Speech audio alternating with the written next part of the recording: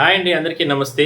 చాలా రోజులైంది మనము మీతో పంచుకొని విషయాలకు సంబంధించి, ముఖ్యంగా దివ్యాంగులకు సంబంధించి. ఎందుకంటే చాలా అంశాలు గతంలో మనం మాట్లాడుతూ వస్తుండేవాళ్ళం. బట్ నాకున్న టైంలో కుదరలేకపోయేది. రోజువారీ ఉన్నటువంటి ప్రెజరు, ఆఫీస్ నుంచి ప్రెజర్ కావచ్చు, ఇవన్నీ కూడా. సో ఇవాళ కొంచెం ఒక మంచి వార్త మీకు చెప్దామని నేను ఈ వీడియో చేస్తున్నాను. ప్రధానంగా ఉగాది నుంచి కూడా దివ్యాంగులకు సంబంధించి బస్ పాసులు మంజూరు చేస్తున్న సందర్భంగా చెప్పాలనిపించింది మీకు ఆ విషయం సంబంధించి. దానివల్ల ఒక రెండు మాటలు మాట్లాడతాను. ఉగాదికి సందర్భంగా ఆల్రెడీ మనకు సంక్షేమ పథకాల భాగంగా ఏపీ ప్రభుత్వం ఎన్నో రకాల కార్యక్రమాలు చేస్తూ వస్తుంది. అందులో భాగంగా దివ్యాంగులకు సంబంధించి చాలా విషయాలు దివ్యాంగులకు సంబంధించి మనం గతంలో డిస్కస్ చేసాం. వాళ్ళ సదరన్ సర్టిఫికేట్కి సంబంధించిన ఇష్యూలో కావచ్చు, వాళ్ళకు ఆ పాసులు ఏదైతే ఈ పింఛన్లు తీసేస్తున్నారనే ఒక విషయం కావచ్చు, దాని తర్వాత ఏదైతే క్యాంప్స్ పెట్టి వాళ్ళకు మళ్ళా రీఅసెస్మెంట్లో భాగంగా సదరన్ సర్టిఫికేట్ ఇచ్చే విషయాల్లో కావచ్చు, ఇట్లా చాలా అంశాలపైన మనం డిస్కస్ చేయడం జరిగింది. సో వాటన్నిటిని కూడా ఎప్పటికప్పుడు చెప్పుకుంటూ వచ్చాం. బట్ అవన్నీ కూడా నిరంతర ప్రక్రియ కాబట్టి జరుగుతూ వస్తుందని అనుకోండి. బట్ ఏంటంటే ఇప్పుడు ఉగాది సందర్భంగా ప్రభుత్వం దివ్యాంగులకు సంబంధించి ప్రధానంగా బస్ పాసులు ఇవ్వాలనే ఒక ఆలోచన చేయడం జరిగింది. ఎందుకంటే ఆల్రెడీ ఇప్పటికే రాష్ట్రంలో మహిళలకు అందరికీ కూడా ఉచిత బస్ పాసులు ఉచితంగా మనం ఆధార్ కార్డు చూపిస్తే చాలు ఉచిత ప్రయాణం చేస్తున్నాం. బట్ ఏంటంటే దివ్యాంగులకు సంబంధించి వాళ్ళకు కూడా ఇది ఒక వెసులుబాటు ఉంటుంది. ఎందుకంటే ఎన్నో కష్టాలు పడి, ఎన్నో ఇబ్బందులు పడి, ఒక రకంగా చెప్పాలి చాలా ఇబ్బందికరమైనటువంటి జీవితం గడుపుతూ ఉంటారు.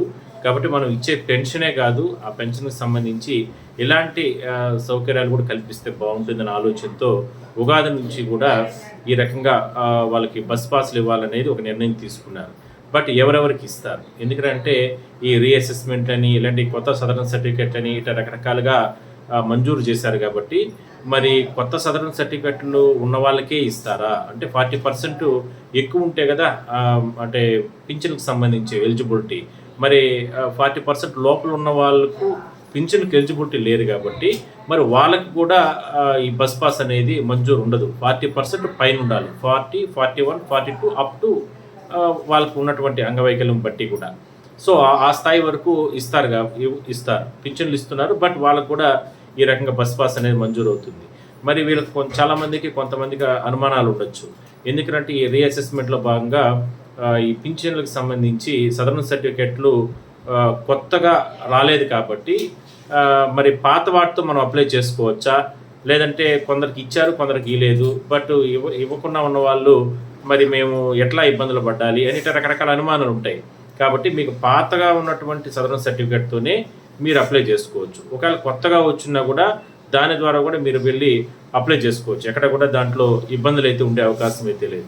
కాకపోతే మీరు మీకు దగ్గరలో ఉన్నటువంటి, ఎందుకంటే ఇప్పటికే కృష్ణా జిల్లాలో కూడా దాదాపుగా ఇవాళ ఉన్నటువంటి డేట్స్ ప్రకారం దాదాపుగా 15,000 పైన కూడా ఈ బస్ పాసులకు దివ్యాంగులకు సంబంధించి మంజూరు చేసుకోవడం జరిగింది. అక్కడ పోయి జిల్లా వ్యాప్తంగా కూడా చూస్తే.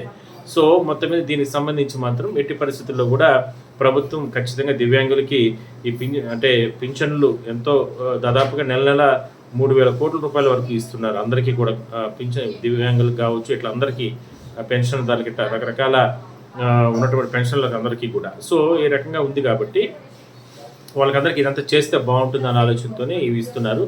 బట్ మీరు 40% ఎక్కువ ఉన్న వాళ్ళు ఆ సదరన్ సర్టిఫికేట్ తీసుకొని వెళ్ళి నేరుగా మీరు మీకు దగ్గరలో ఉన్నటువంటి ఆర్టీసీకి కానీ మీరు అక్కడ పోయి అప్రోచ్ అయితే ఒక 2 photos, southern certificate, Aadhaar card ఇవి తీసుకెళ్ళండి. ఇవి తీసుకెళ్ళి మీరు అక్కడ అప్లికేషన్ ఇస్తారు. దాన్ని మీరు అప్లై చేసుకుంటే అదే రోజు మీకు పాస్ అనేది మంజూరు చేస్తారు. బట్ వాటన్నిటి కూడా దాంట్లో టర్మ్స్ అండ్ కండిషన్స్ ఉంటాయి. ఒక 5-6 బస్సుల్లో మాత్రం అవకాశం ఉంటుంది పేదలకు అందరికీ కూడా, దివ్యాంగులకు సంబంధించి. సో అది ఎంతో ఉపయోగం. ఎందుకంటే ఇప్పటి వరకు కూడా ఎన్నో రకాల సంక్షేమ పథకాలతో ప్రభుత్వం ముందుకెళ్తుంది. మహిళలకి ముఖ్యంగా ఉచిత బస్సు ప్రయాణాన్ని నిజంగా చాలామంది గర్వపడుతున్నారు. ఇది సాధ్యం కాదా అని రకరకాలుగా విమర్శలు చేశారు ప్రభుత్వం ఇవ్వదని. బట్ ఇవాళ అందరూ కూడా చాలా హ్యాపీగా ఫీల్ అవుతున్నారు మహిళలంతా కూడా. ఇవాళ దివ్యాంగులకు సంబంధించి కూడా ప్రభుత్వం ఈ రకంగా ముందుకు వచ్చిన తరుణంలో వాళ్ళందరూ కూడా చాలా హ్యాపీగా ఫీల్ అవుతున్నారు. సో ఉగాది నుంచి కూడా అంటే ఇప్పుడు మీరు ఆల్రెడీ ఇప్పుడు మీరు అప్లై చేసుకోవచ్చు. బట్ ఉగాది నుంచి మీకు ఆ బస్ పాస్ అనేది ఎలిజిబిలిటీ అనేది వస్తుంది.